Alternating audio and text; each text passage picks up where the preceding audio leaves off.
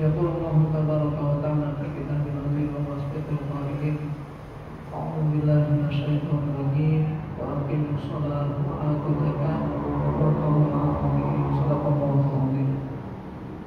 Bapak hadirin hadirat yang Allah, alhamdulillah pada hari ini kita bisa berkumpul kembali untuk melanjutkan kajian kita tentang masalah fikih. Insyaallah setelah kita membahas masalah definisi fikih dan dengan syariat halal, sekarang membahas masalah sholat. Ini temanya sholat adalah salah satu rukun Islam, karena ada rukun Islam lain selain sholat. Kita tahu bahwasanya Nabi dunia Islam ala khamsin. Islam dibangun atas dasar 5 landasan. Pertama, syahadat alla ilaha illallah, yaitu mengucapkan 2 kalimat syahadat. Yang kedua, wa iqamis shalah. Yang ketiga, wa ita'i zakat. Yang keempat, wa shaum ramadan. Yang kelima, wal haji ila baitil haram. Dan ketika bicara masalah sholat, ini kita akan lihat bagaimana dalam tinjauan hukumnya dan keutamaan pelaksanaannya antara sendiri dan berjamaah. Kira-kira ada bedanya kan? Sholat sendiri dan sholat berjamaah. Maka kita lihat gimana perbedaan dan juga keutamaan dari sholat tersebut. Pertama kita paham tentang definisi sholat. Apa itu sholat? Secara bahasa, sholat mengandung 3 makna. Yang pertama, sholat berarti zikir, yakni mengingat Allah dengan segala bentuk dan kondisinya. Zikir itu yang sesuatu kita mengucapkan mengingat sesuatu. Maka yang pertama apa? Wa aqimis sholata li zikri. Tegakkanlah sholat untuk mengingatku. Kira-kira kalau lagi sholat ingat Allah atau ingat yang lain? Kalau kita lagi sholat ingat siapa? Ingat tetangga? Atau ingat apapun? Makanya kenapa untuk membangun sholat yang baik, yang khusyuk, bahwa lingkungan itu harus mendukung, harus menopang. Makanya latihannya untuk mencapai khusyukan bukan ketika sholat berjamaah, tetapi ketika sholat sendirian, terutama pada sepertiga malam terakhir. Jadi kalau sholat sepertiga malam terakhir masih nggak khusyuk juga, itu salah manusianya. Kenapa? Yang kita ingat hanya Allah saja. Tapi kalau berjamaah banyak kita ingat. Pertama, orang di samping kita. Yang kedua, masalah anak-anak berisik. Yang ketiga, lingkungan juga kadang membuat kebisingan begini. Kenapa? Itu jamaah. Walaupun demikian, ternyata sholat berjamaah nilainya masih lebih besar dari sholat sendirian. Ada rahasia apa di balik itu? Yang kedua, bermakna silah. Apa yang silah? Hubungan. Yaitu dengan sholat kita menjalin hubungan dengan Allah dalam bentuk komunikasi. Maka dikatakan kalau Anda ingin mendengar firman Allah, kata-kata Allah, bacalah Al-Quran. Kalau kita ingin berdialog dengan Allah, maka sholatlah. Sehingga apa kata Allah dalam diskusinya? Usimati sholat baini wa baina abdi ila nisfain. Aku bagi sholat, maksudnya Fatihah itu 2 bagian antara berhamba. Jika kita baca alhamdulillah rabbil alamin, kata Allah hamidani abdi. Kemudian sampai pada iyyaka na'budu wa iyyaka nasta'in, hambaku meminta kepadaku dan dia berhak meminta apa yang dia inginkan. Jadi komunikasi. Kenapa? Dengan sholat. Makanya kenapa kalau kita sudah takbiratul ihram, kita putuskan hubungan dengan yang lain. Kita hanya konsentrasi, masuk hati pikiran kita hanya tuju pada Allah Subhanahu wa taala saja. Maka nanti kita akan lihat tentang rukun sholat. Salah satunya adalah niat. Ini kita benamkan dalam hati kita. Kemudian yang ketiga, sholat juga berarti doa. Makanya disunahkan kita kalau selesai membaca surat Al-Fatihah untuk mengucapkan kata-kata amin. Walaupun ada 3 bentuk amin itu. Ada orang baca amin. Benar nggak? Benar nggak kira-kira? Enggak benar. Maknanya apa? Amin. Maknanya sedang dalam keadaan aman. Terus lagi baca amin. Juga nggak benar juga. Kenapa? Karena artinya orang ini percaya. Tapi kalau kita membaca apa yang kita baca doa amin, ini panjang dulunya. Amin. Itu artinya perkenankanlah ya. Ini kan kadang-kadang anak-anak seenaknya kami. Imam baru baca wala doa amin. Kenapa? Doa. Maka seluruh rangkaian amalia sholat bacaan doa isinya doa. Makanya ketika kita sudah takbir ihram disunahkan baca doa iftitah. Selesai baca Fatihah, turun amin. Juga bagian dari cabang kita dalam berdoa. Nanti ketika ruku baca tasbih isi dengan doa juga. Terus isinya doa semua. Maka disunahkan ketika kita sebelum salam hendaknya berdoa apa yang Rasul ajarkan. Gimana doa sebelum salam? Doa sebelum salam apa kita baca? Yang itu merupakan permintaan Rasulullah SAW agar terhindar dari segala terutama 4 hal. Yang dalam doa dikatakan Allahumma inni a'udzubika min adzabil qabri wa min adzabi jahannam wa min syarri fitnatil mahya wal mamat wa min syarri fitnati masiihid dajjal. Kenapa? Karena kalau sering membaca doa seperti ini, kita memohon pada Allah berharap agar jangan sampai bertemu dengan Dajjal. Kenapa? Karena kalau kita nggak kuat-kuat iman kita ketemu Dajjal, lengser. Paham Dajjal? Paham Dajjal nggak? Siapa Dajjal? Bukan lagi iblis. Kalau iblis masih diam-diam, ini iblis. Nah, kalau ini bapak moyang iblis. Kenapa? Karena dia di kalangan manusia, tapi berwatak iblis. Ini repot.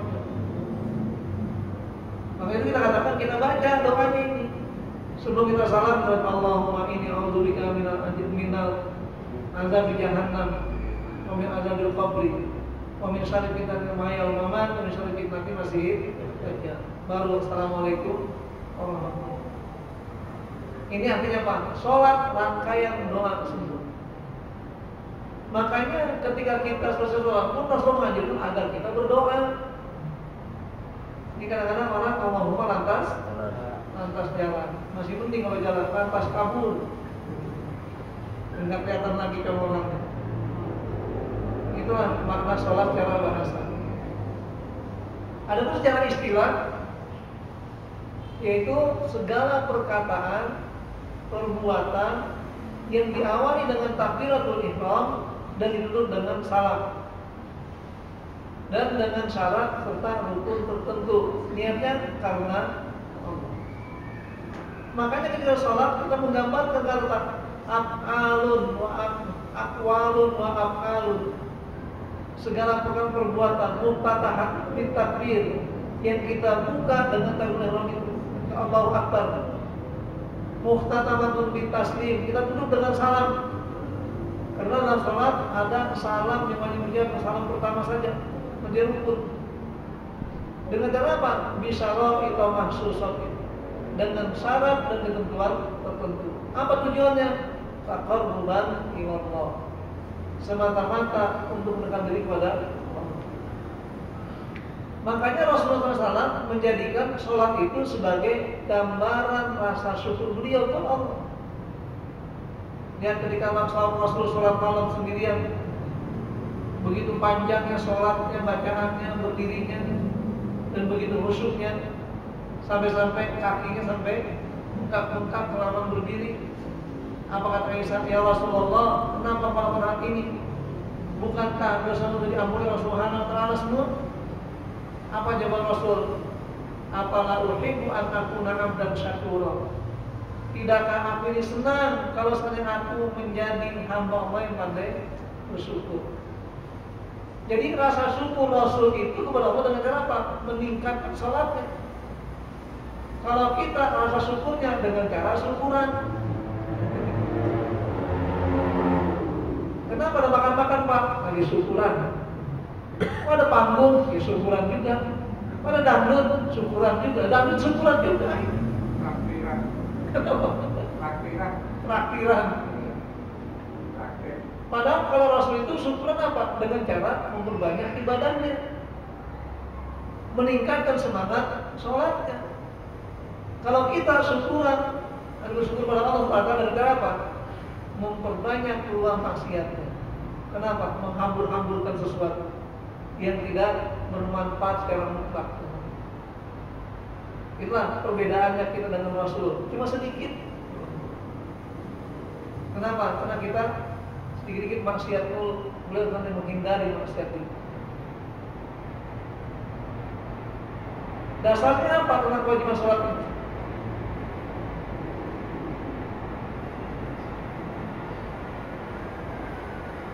Ada dasar yang bersifat dalil nakli, ada yang bersifat dalil akli. Yang sebenarnya dalil nakli artinya dalil yang semata-mata itu menggunakan apalagi penukilan saja, bukan dengan akal manusia. Karena kita tahu dalam hukum Islam ada dua bentuk dalil. Dalil nakli yang bersifat nasri. Kenapa nasri? Itu merupakan wahyu Allah SWT. Sebagai contoh, di dalam firman Allah Al-Baqarah ayat 43 dikatakan wa aqimus shalah wa atuz zakat warka'u ma'ar raki'in. Kalau tegakkanlah sholat dan tunaikan zakat, maka rukulah kalian bersama orang-orang yang meruku. Ini bukan dalil muraqabah. Kan katanya dan muraqabah kalian bersama orang merokok. Kalau ruku, kenapa ruku? Sholat. Kenapa demikian? Kaitan dalam menegakkan sholat. Makanya Allah ungkapkan bahwa aqimu. Kenapa aqimu? Karena beda dengan kata wa'addu. Kalau adu artinya tunaikanlah, kerjakanlah. Kalau aqimu tegakkan, berdirikan. Sehingga menuntut kita untuk menegakkan sholat tidak hanya kita sendiri. Harus ada penopang lain biar tiang itu tegak.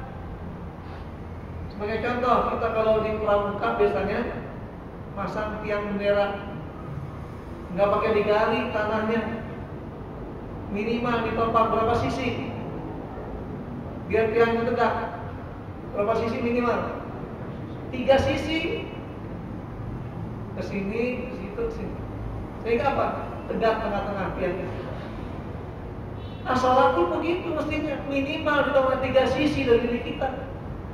Pertama diri kita, kedua istri kita, ketiga anak kita, baru tegak sholat di rumah tangga kita. Makanya orang tua tanggung jawab besar. Jangan sampai orang tua menganggap udahlah anak boleh gede ini biarin masalah enggak urusan dia. Enggak ada. Kenapa? Tanggung jawab orang tua pada anak enggak ada kata hentinya. Kenapa demikian? Karena enggak ada bekas anak. Kalau mantan istri bisa ketika putus umur pernikahannya dengan tanggung jawab lagi.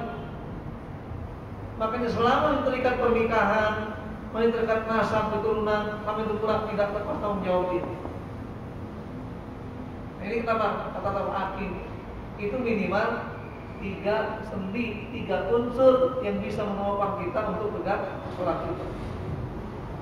Makanya antara anak, ibu dan ayah itu jangan malu-malu untuk memberikan teguran dan juga ingatan agar masing-masing akan sholat. Ini kadang-kadang anak-anak canggung bilang sama bapaknya, boleh anak bilang ingetin, Pak udah sholat belum? Kenapa? Demi tegaknya sholat. Bu udah sholat belum? Apalagi orang tua sama anak, geger aja langsung.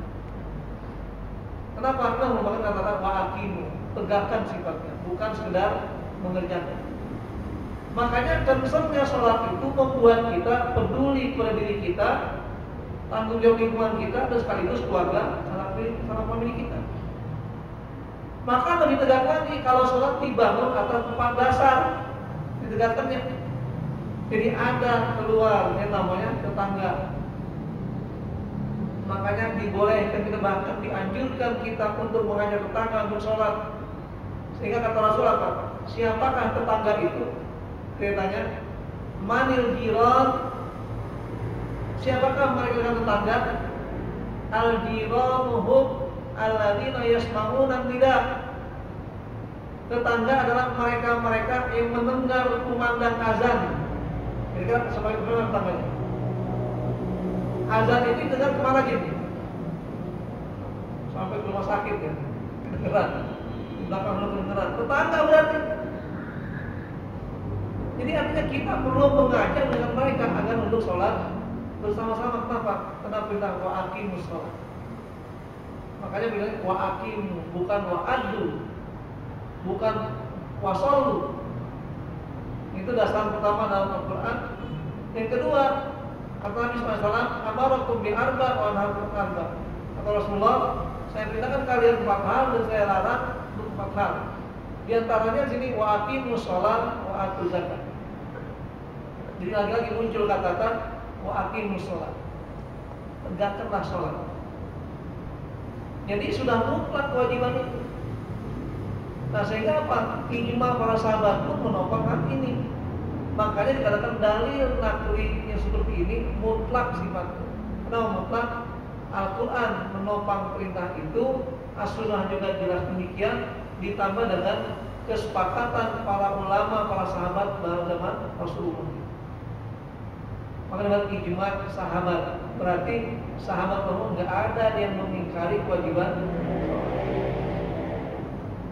Makanya sungguh sangat salah sekali ketika sekarang ada orang ngaku muslim tapi mengingkari kewajiban sholat. Alasannya apa? Membaca tafsir. Dalam Al-Quran dikatakan wa'bud rabbaka hatta yang dia yakin. Salah menafsirkan, salah bertindak. Ditafsirkan wa'bud rabbaka, apa yang dia yakin? Sembahlah Tuhanmu sampai datang keyakinan bagi dirimu. Jadi ketika dia merasa sudah yakin ma'rifatullah sudah jelas, dibilang belum bersolat lagi. Padahal maksud yakin sini adalah kematian yang pasti akan datang. Maka dikatakan orang yakin karena nggak ada orang yang bisa mengingkari kematian. Siapa yang nggak percaya kematian akan datang? Nggak ada. Pasti yakin 100%. Cuma kita tinggal nunggu jadwal antriannya saja. Tanggal berapa, gimana. Dan jangan pula melihat, saya masih muda ini, masih jauh. Berapa banyak anak-anak sedang gereng-gerengnya, umur 17, umur 20, 25 tahun meninggal. Tapi ada orang umur 105 tahun masih hidup aja. Jadi kematian tidak melihat umur. Kematian hanya melihat ajal. Apa itu ajal? Fa'idha jajaluhum la yastakhiruna sa'atan wa la yastakhirun. Kalau sudah datang ajalnya, batasan waktu hidup di dunia ini, tidak ada seorang pun yang bisa mengedepankan dan tidak juga ada yang bisa mengakhirkan. Tahu nggak ajal kita? Tahu nggak? Kapan kira-kira kita mau mati? Nggak tahu. Makanya karena kita tidak tahu ajal kita dianjurkan, diperintahkan untuk siap sedia terus menyongsong kematian tersebut. Ini kita katakan ijma para sahabat sudah menyatakan demikian. Sehingga apa? Para sahabat sepakat semua. Karena dalilnya jelas, Al-Quran, As-Sunnah dengan para sahabat. Adapun dalil aklinya, yang pertama, sebagai bentuk upaya kita bersyukur kepada Allah. Pernahkah kita ketika akan diciptakan Allah kita berseru sama Allah? Sebelum diciptakan bilang, ya Allah ciptakan saya begini-begini. Terima jadi kita itu. Kalau sudah terima jadi, kenapa kita tidak mau mensyukuri itu? Kita nggak pernah nyogok, nggak pernah bayar kepada Allah kalau ciptakan itu begini. Bahkan Ketika Allah menciptakan kita sebagai manusia, apa kata Allah firman-Nya? Wa ma khalaqtul jinna wal insa illa liya'budun. Tidak akan menciptakan jin dan manusia kecuali semata untuk menyembah Aku saja. Jadi jelas kita akan maksudnya upaya bersyukur pada Allah SWT. Mau nggak bersyukur nikmat Allah? Mau nggak bersyukur? Dengan cara sholat itulah kita bersyukur kepada Allah. Makanya orang makin yakin dengan nikmat Allah, makin baik sholat. Kenapa makin baik? Karena makin sadar ini semuanya kesempatan dari Allah. Dia bisa berdiri, dia bisa ruku, bisa i'tidal, bisa sujud, bisa angkat dua sujud, bisa salam. Nikmat. Kenapa? Karena sebagian manusia ada yang berdirinya sulit. Berdiri sudah hongyang. Ya, udah goyang-goyang, nggak kuat. Ada yang sambil duduk tuh sulit begini. Kenapa? Sakit semua badan. Ada juga yang sudah tidak mau duduk, berbaring, bahkan baring pun jadi sakit bagi dia, sulit untuk memikirkan sesuatu. Nah, apakah dalam kondisi seperti ini orang bebas tinggalkan sholat? Tidak. Allah yang memberikan keringanan. Yang wajib, yang kuat, yang mampu dalam keadaan berdiri. Tidak mau berdiri berat bagi dia boleh sambil duduk. Tidak mampu juga duduk, rasa sakit yang muncul sambil berbaring. Berbaring pun berat dengan isyarat. Dengan isyarat gak bisa, takbirkan 4 kali, selesai. Coba takbir 4 kali, tandanya apa? Mati. Kenapa? Karena sholat jenazah 4 kali takbir, bukan 4 rakaat. Ya, takbirkan 4 kali, selesai sudah. Makanya kan al-ahdu bainal rajuli wal kufri tarkus sholat. Jarak yang membedakan antara seorang dengan kekufuran ketika dia meninggalkan sholat. Maka dengan mantaraka sholat amdan faqad kafara billahi Muhammad. Barang siapa meninggalkan sholat dengan sengaja, dia tidak wajib dia meninggalkan, dia sudah mengingkari syariat Nabi Muhammad SAW. Boro-boro mendapat sahabat Rasul, yang ada dia ingkari. Yang orang mengerjakan semua dia tidak mau mengerjakan. Coba sekarang, untuk apa dia hidup? Padahal kata Allah apa? Aku ciptakan jin dan manusia semua orang untuk menyembah Allah. Allah berikan cara dan upaya kita untuk menyembah Allah, kita nggak laksanakan. Berarti kita sudah melanggar aturan Allah SWT. Kalau aturan kata Allah, ya ta'ala hududallah, faulaika humud zalim. Barang yang melanggar aturan Allah SWT, mereka adalah orang yang zalim. Orang yang zalim apa balasannya? Di neraka, di jahanam, Allah sediakan bagi.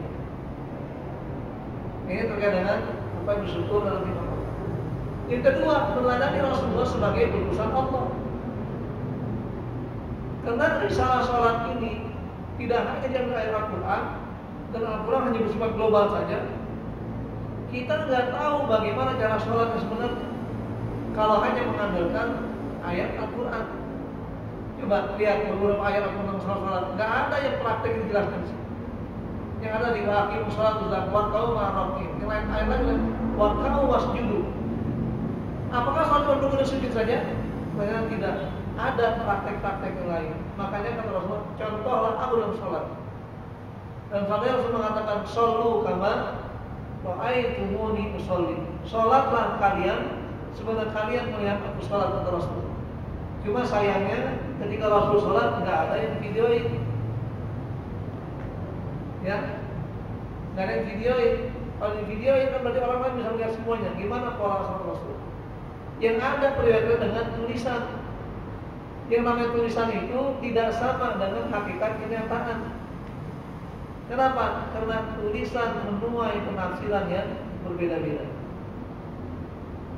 Ditambah lagi Rasul ketika sholat, sahabat banyak yang melihat dan tidak hanya di tempat. Karena kita katakan Rasul sholat di Masjid Nabawi, makanya hadir sekian orang. Nanti kita melakukan Masjid Kuba, lain lagi mengikutnya, terus begitu. Akhirnya apa? Para sahabat menafsirkan meriwayatkan sholat Rasul dengan pola yang berbeda-beda. Kalau contoh ketika Abdullah bin Umar meriwayatkan bahwasanya saya melihat Rasul ketika sholat, ketika duduk tasyahud, beliau mengatakan yusiru biusmunihi. Beliau menunjuk dengan telunjuknya. Summa ra'aitu ana yuharriku, dan aku melihat, kata Abdullah bin Umar, beliau menggerakkannya, kata yuharrik. Dalam bahasa Arab kata yuharrik itu mengandung dua makna. Pertama artinya menggerakkan, kedua artinya menggerak-gerakkan. Kalau menggerakkan berapa kali? Sekali pun cukup menggerakkan. Kalau menggerak-gerakkan berkali-kali. Makanya dua-duanya sahih. Kenapa? Karena jatuh pada penafsiran, bukan pada ungkapan. Begitu pula ketika Rasul sholat, sahabat melihat macam-macam. Ada yang memperhatikan kakinya, posisi kakinya, ada yang memperhatikan posisi tangannya depan, ada yang macam-macam. Sehingga apa? Sahabat di belakang tidak mungkin melihatkan apa yang beliau lakukan di depan. Yang di depan melihatkan tidak pernah melihatkan bagian yang belakang. Makanya memahami sunnah itu harus secara menyeluruh. Hadis ini jangan hanya 1-2 hadis, itu yang digepak, yang lain lanjutkan.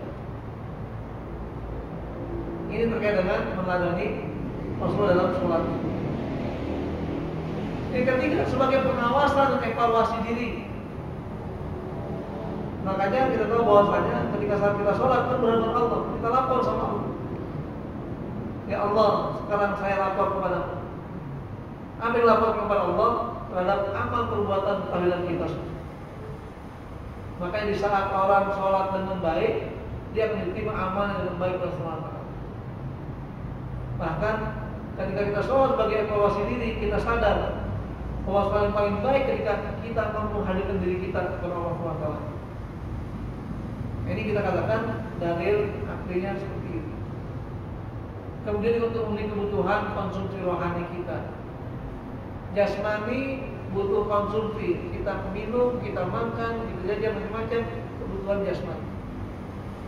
Rohani pun butuh konsumsi juga. Dengan cara apa? Ini sholat, puasa, dan ibadah yang lain. Makanya orang yang ahli ibadah, orang yang sering membina rohaninya, maka rohani pasti akan tenang. Kenapa demikian? Karena orang mengingat Allah. Sampai-sampai ketika kita menolong orang saja bernilai ibadah. Kenapa? Ingat sama Allah. Kita kerjakan Bismillahirrahmanirrahim. Ingat pada Allah. Makanya kalau kita menolong orang, jangan kita pamrih dulu. Kalau ini dapat pahala ibadah pada Allah. Adapun kemudian orang memberikan, jangan ditolak. Kenapa? Yang penting niat awalnya. Saya menolong dengan sukarela, saya menolong dengan keikhlasan, saya menolong dengan sukacita. Ternyata ada penghargaan dari orang, itu penghargaan namanya. Silakan, jadi masalah. Yang tak boleh itu kita sejak awal. Kenapa menolong? Karena biar dapat imbalan. Namanya tidak ikhlas. Apalagi dipatok.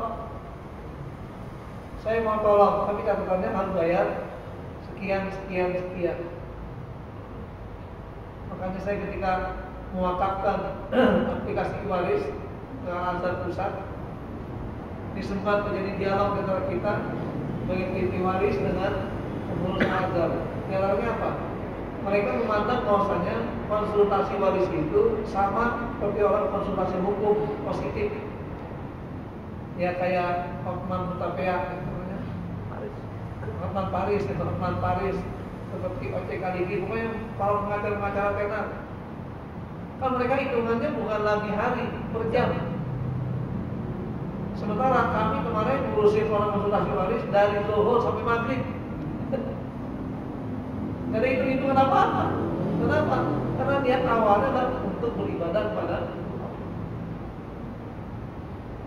Jadi ini kelihatan bahwasanya ketika kita memenuhi kebutuhan rohani kita, tanamkan apa yang kita kerjakan bernuansa ibadah pada Allah. Ini dasar tentang syariat sholat itu sendiri. Apa syarat dan rukunnya? Kita sholat dan akan baik sholat kita kalau lengkap syarat dan rukunnya. Bahkan ada orang yang sholatnya rukunnya bagus, sempurna, tapi syarat lainnya tidak, maka tidak sempurna juga sholat. Ada juga orang yang syaratnya lengkap, tapi rukunnya salah, enggak bisa juga sholat, dan diterima juga. Makanya keduanya harus berpadu. Ini dikatakan ada 5 syarat sahnya sholat. Yang pertama harus toharoh. Apa toharoh itu? Bahas pada minggu lalu atau bulan lalu. Itulah upaya untuk bersuci dari hadas kecil, hadas besar. Yang kedua, bebas dari najis, baik yang melekat di tubuh kita, di bagian luar tubuh kita, atau dipakai ataupun di tempat sholat kita. Hindarkan najis itu. Kemudian yang ketiga, menutup aurat. Di mana aurat laki-laki sangat simpel ketimbang aurat perempuan. Kalau laki-laki auratnya cukup untuk bisa menutup antara pusat dan lututnya saja. Kenapa? Karena aurat bagi laki-laki. Makanya laki-laki kalau melakukan darurat boleh sholat dengan menggunakan celana Hawaii saja. Ya, karena yang sampai menutupi lututnya, celana pantai. Wah, gak lagi pakaian ini. Udah pakai itu masalah. Kemudian juga yang berikutnya menghadap kiblat. Mana kiblat? Kiblat dimaknai dengan dua hal. Pertama, kiblat bersifat zahiri. Kedua, kiblat bersifat maknawi atau hukmi. Yang bersifat maknawi, hati kita arahkan ke arah kiblat itu sendiri. Yang secara zahir, pandangan kita ke arah kiblat. Makanya dalam hal ini yang namanya kiblat itu dengan ijtihadi, terutama bersifat zahir. Ada yang bersifat qalbiyahnya harus mutlak. Maka dalam hati kita ingat ketika kita sholat, ya Allah, saya sholat maghrib menghadap kiblat. Tujuan tempat itu ilahi ta'ala. Akhirnya apa? Dalam kondisi di perjalanan, maka kiblat bukan dalam pandangan kita, tapi dalam hati kita. Contohnya, naik bus kita sholat, gak apa-apa menghadap mananya. Jangan sampai duduk di bawah kompas atau di atas kompas. Sehingga apa? Ketika mobil belok di bawah begini. Gak usah, tenang aja duduk menghadap arah bagian depan. Kenapa? Konsentrasi sholat. Naik kereta pun begitu, naik pesawat juga begitu. Ini kadang-kadang orang ada dipaksakan naik pesawat, orang ambil berdiri. Gak usah.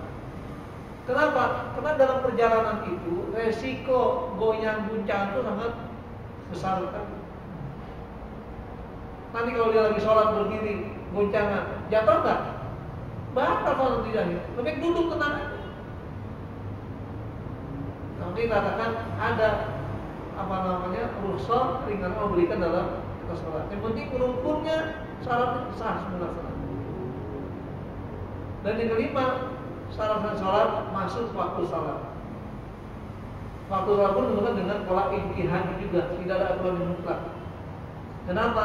Setiap daerah beda-beda.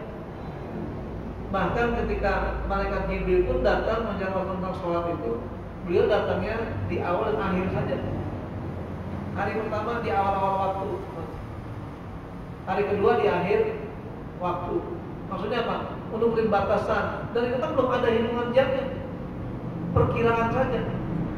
Maka selesai Rasul diajarkan sholat, kata Jibril, ya Muhammad, ma baina hadaini waqtaini waktu sholat.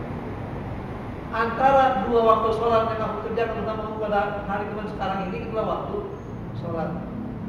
Maka dulu Rasulullah SAW sholat itu dimulai dengan waktu zuhur. Kapan zuhur? Ketika awal zuhur, matahari mulai terbiji dari porosnya, dari istiwa. Terus sampai ada bayangan-bayangan manusia yang lebih panjang dari aslinya, maka habis waktu zuhur, masuk waktu asar. Akhirnya bayangan matahari makin miring sehingga bayangan menjadi 2 kali lipat dari benda tersebut, maka habis waktu asar menjelang waktu maghrib. Terbenam matahari masuk waktu maghrib dan kaum berakhirnya ketika mega merah sudah mulai hilang di langit. Makanya kita bisa lihat kalau kita pas maghrib di gunung, terbitnya gunung kelihatan. Jadi kalau semakin sekian ini sebelum masuk isya itu kelihatan merah sekeliling. Sekarang sudah mulai hilang. Kenapa? Sudah bertemu isya. Kapan berlangsung isya? Sampai terbit fajar kazib. Kapan fajar kazib itu? Yaitu 10 sampai 12 menit sebelum waktu subuh. Makanya kalau sudah tinggal 2 menit lagi subuh, sudah habis waktu isya. kita paksakan sholat juga, kita punya sholat di waktu yang kodok, di luar waktu sendiri. Begitu seterusnya, subuh pun demikian, masuk fajar sampai terbenam matahari, sampai terbit matahari, seterusnya. Makanya ada rukun-rukunnya agar sholat itu sempurna. Ini minimal 13 rukun. Rukun itu artinya apa? Sesuatu yang menampakkan, menggambarkan apa yang kita kerjakan, lakukan, rukun. Dan dia bagian dari sholat itu sendiri. Pertama apa? Niat. Apa nih niat? Al-qasdu, kesengajaan. Maka dengan sengaja kita sholat. Kalau kita arti terjemahkan, ya Allah, sengaja aku sholat maghrib 3 rakaat menghadap kiblat karena Engkau saja.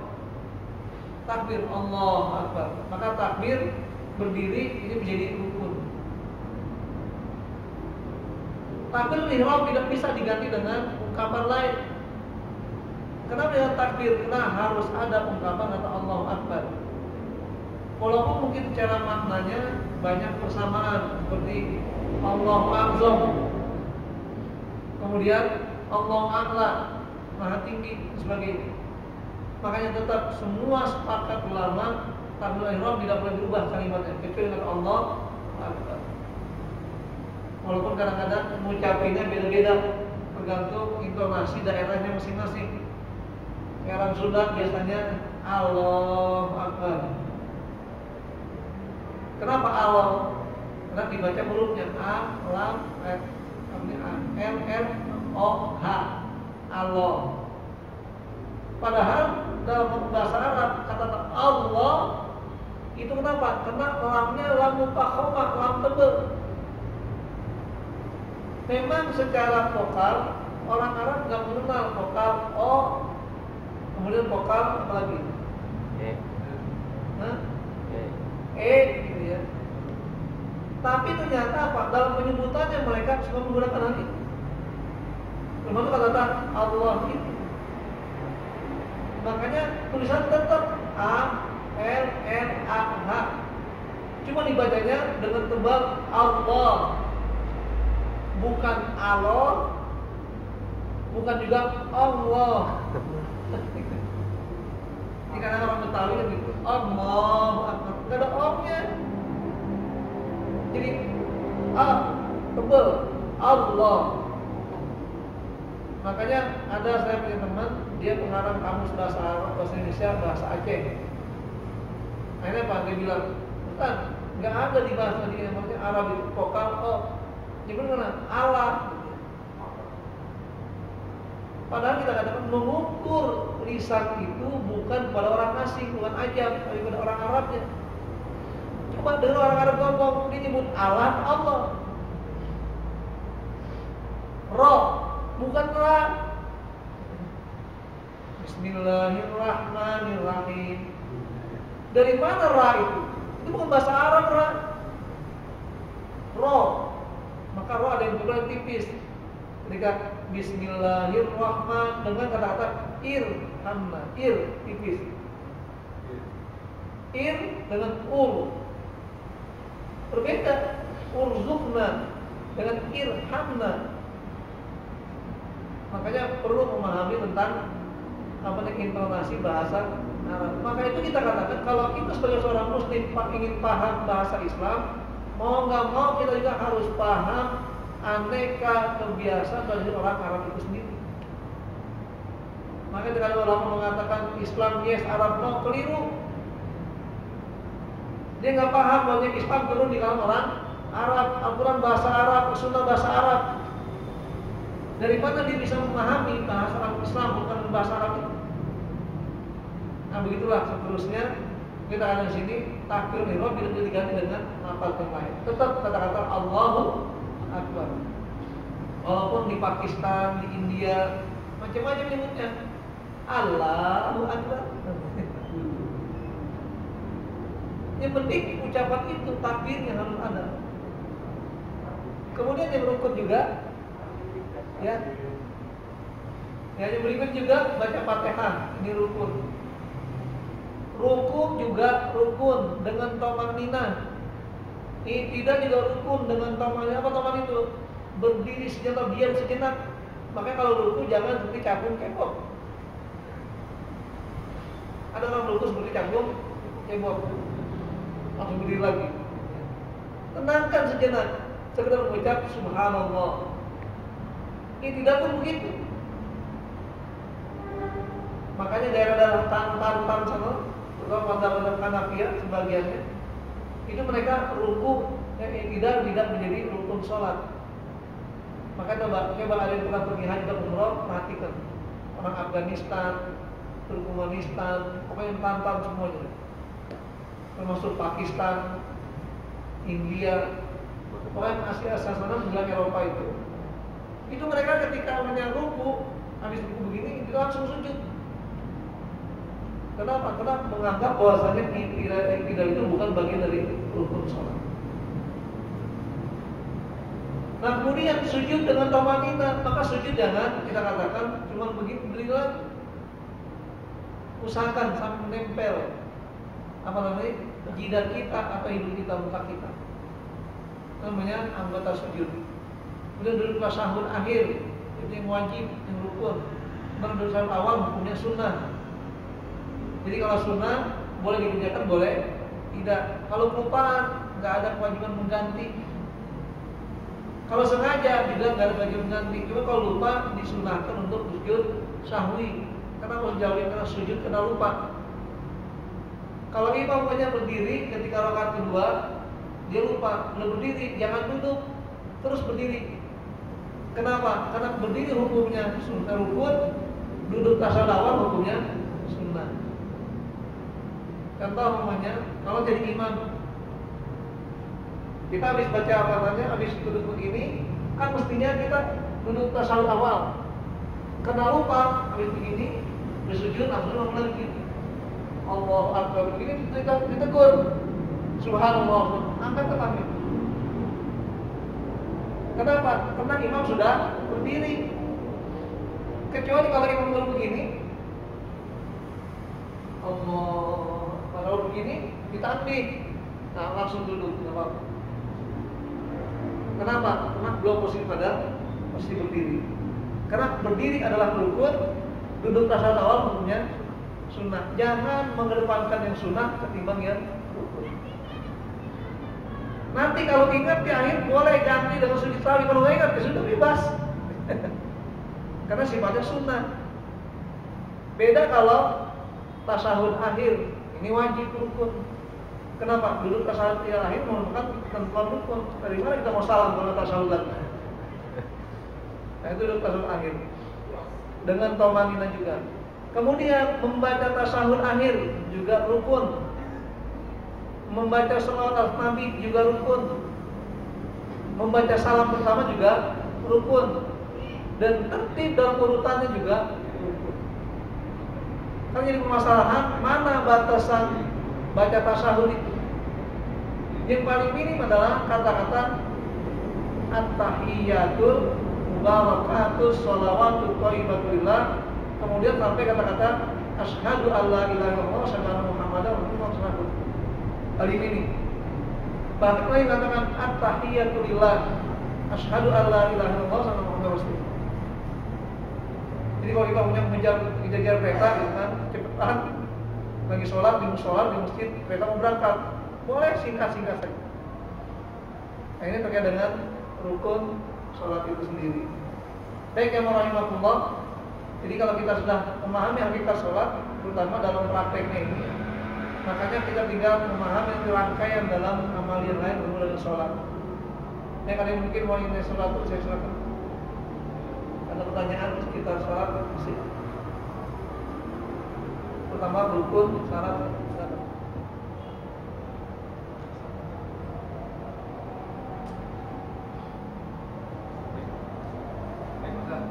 Yang saya mau tanyakan terkait dengan sahnya sholat, itu ada bebas najis. Kalau yang di pakaian kita jelas itu kan membatalkan ya. Ya. Tapi kalau seandainya kita sudah sholat di tempat depan kita ada bangkai itu kan najis Ustaz. Nah, itu gimana tindakan kita? Apa kita batalkan atau gimana? Baik. Jadi ini maksud tempat itu ketika kita ruku atau sujud itu menyentuh kita. Pokoknya ada kotoran tikus, kotoran najis semua. Tapi kita nggak menyentuh, nggak jadi masalah. Termasuk najis yang di bawah itu tertutup dengan kain seperti ini atau hambal, karpet, nggak jadi masalah.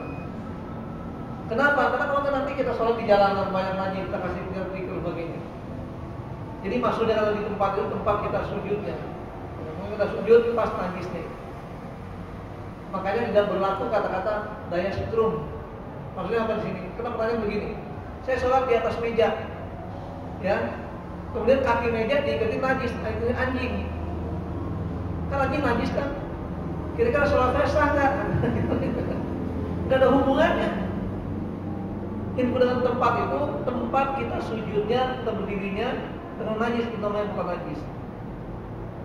Karena hubungan pakaian juga, pakaian melekat dalam kita. Kalau pakaian gantung di situ, kita sholat di sini menjadi masalah. Gitu ya. Nah begitulah pada tubuh kita, itu kita katakan bukan najis dalam tubuh kita, banyak dalam tubuh kita najis. Tapi bukan dalam, tapi bagian luar. Karena sifatnya zahir saja, yang nampak. Baik, ada lagi lain? Belajar semua ya. Insya Allah paham semua. Nanti tinggal bagaimana cara kita memahami hakikat pembentuk pembinaan sholat ketika berhubungan sholat sendiri dan sholat berjamaah. Istimewa dan cara-cara kita sholat sendiri. Itulah jamaah rahimahullah dalam kajian sholat ini.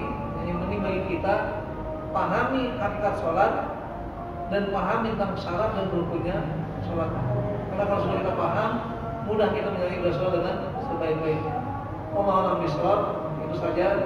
Mudah-mudahan kita bisa mengambil hikmahnya dan maknanya untuk kita laksanakan untuk kita sehari-hari, sehingga makin lama ibadah kita makin lebih baik lagi. Mari kita dengar bersama-sama. Bismillahirrahmanirrahim. Alhamdulillahirabbil alamin. Allahumma shalli ala sayyidina Muhammad wa sayyidina Muhammad. Allahumma a'inna ala dzikrika wa syukrika wa husni ibadatik.